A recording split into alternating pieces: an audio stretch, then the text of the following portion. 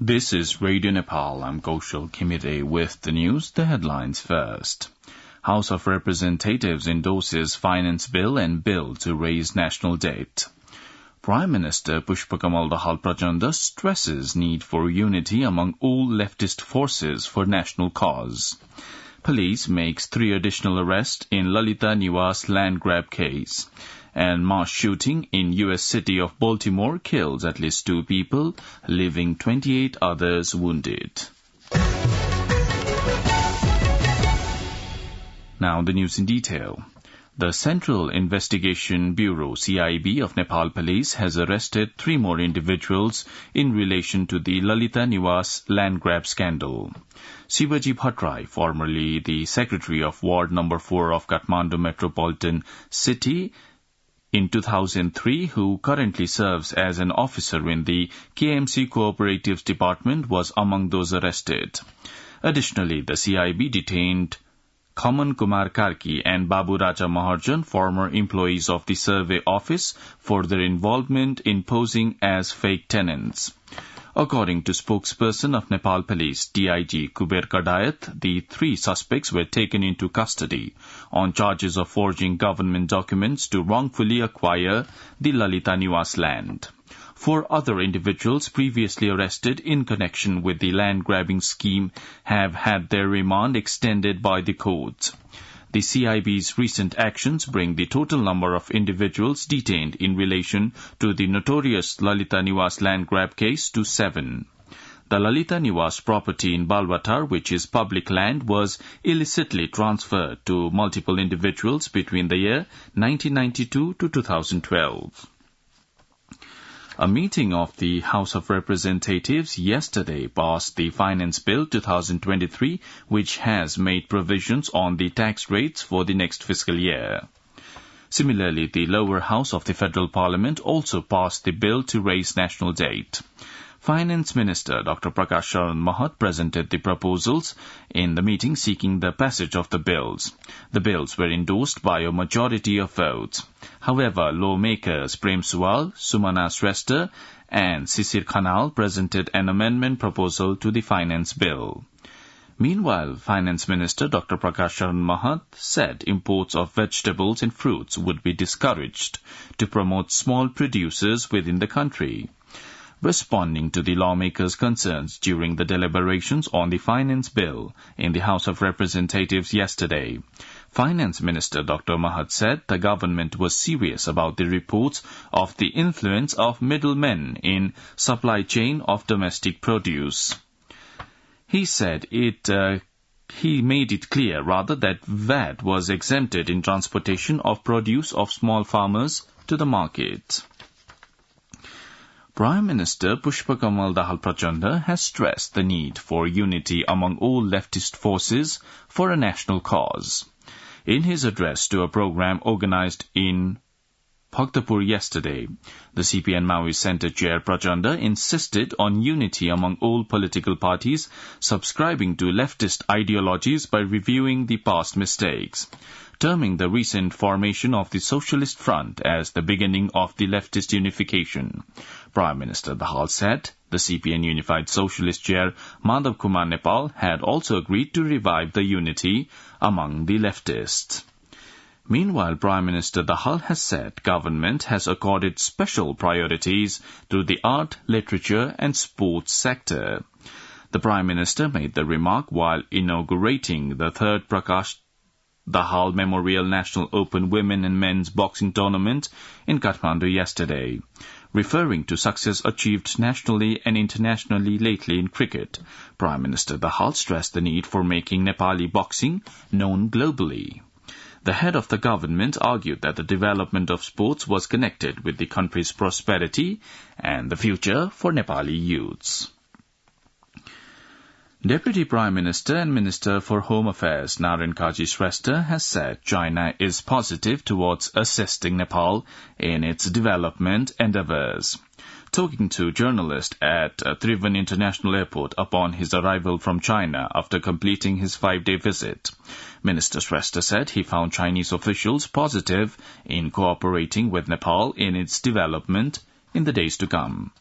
Deputy Prime Minister Shrestha claimed that during the visit to the northern neighbour, he held extensive discussions with the Chinese side, focusing on strengthening Nepal-China relations. During his visit to the People's Republic of China, Deputy Prime Minister Shrestha addressed the 19th Western China International Fair as a keynote speaker. Minister for Communications and Information Technology Rekha Sharma has said getting remuneration is the basic right of any working journalist. During an interaction among the bodies concerned in regard with the implementation of the Working Journalist Act organized by Minimum Wages Fixation Committee in Kathmandu yesterday, the minister said the committee's recommendation for revising the minimum remuneration for working journalists was under consideration. The Narayangad-Muglin Road section has once again been obstructed as a result of a landslide. Traffic in both directions has come to a halt following the occurrence of a landslide at Bridge Number 3 in Chitwan's Ichakamana Rural Municipality early today morning. Efforts are underway to clear the debris caused by the landslide. According to Police Inspector Vishal Tamang of the Area Police Office in Muglin, the landslide has disrupted two-way traffic along the Narayangad-Muglin Road section. A total of 476,000 foreign tourists visited Nepal in 6 months from January to June of the current fiscal year. According to Nepal Tourism Board, the total number of visiting tourists in 2019 from January to June was 536,058. The number was a 97.79% surge than in 2022 during the same period. Of the 753 local levels, only 446 have been able to make public the budget for fiscal year 2080-81 Bikram Samvat. The Ministry of Federal Affairs and General Administration informed that 307 municipalities failed to release the annual budget. The local levels are bound to release budget within Asar 10 of Nepali calendar, which was a week ago every year as per the law. According to Ministry spokesperson Kamal Prasad Bhattrai, 42% of the local bodies failed to unveil their budget. You're listening to Radio Nepal's 8 a.m. English News Bulletin. Now on to some international updates. 2 people have been killed and 28 others injured in a mass shooting at a block party in the U.S. city of Baltimore. Police said that 3 people remained in critical condition in the shooting. According to the BBC, the incident happened in the Brooklyn Homes area in the south of the city in the state of Maryland, where people had gathered for an event called Brooklyn Day. All victims were adults. 9 of them were transported by ambulance, while 20 others walked into area hospitals with injuries from the shooting. France has seen a 6th night of unrest with heavy clashes between police and rioters in the southern city of Marseille. The BBC said some 719 people were arrested overnight, down from well over 1,000 the previous night. Police said rioters in the southern Parisian suburb rammed the local mayor's home, tried to set it alight, and fired rockets at his wife and small children. The riots began after police fatally shot a 17-year-old boy of Algerian descent in the Paris suburb of Nanterre on Tuesday. Now, the general weather forecast for the country for today. According to the Meteorological Forecasting Division, the weather will be partly to generally cloudy throughout the country. Light to moderate rain is likely to occur at some places of Kosi Province, Madhya Province, Bagmati Province, and Gandaki Province, and at a few places of the rest of the country. There were also chances of heavy rain with thunder and lightning at 1 or 2 places of Kosi Province and Madhya Province. Well, that's all the news we have for this bulletin, but before wrapping up, the headlines once again. House of Representatives endorses finance bill and bill to raise national debt. Prime Minister Pushpa Kamal Dahal Prachanda stresses need for unity among all leftist forces for national cause. Police makes 3 additional arrests in Lalita Niwas land grab case. And mass shooting in U.S. city of Baltimore killed at least 2 people, leaving 28 others wounded.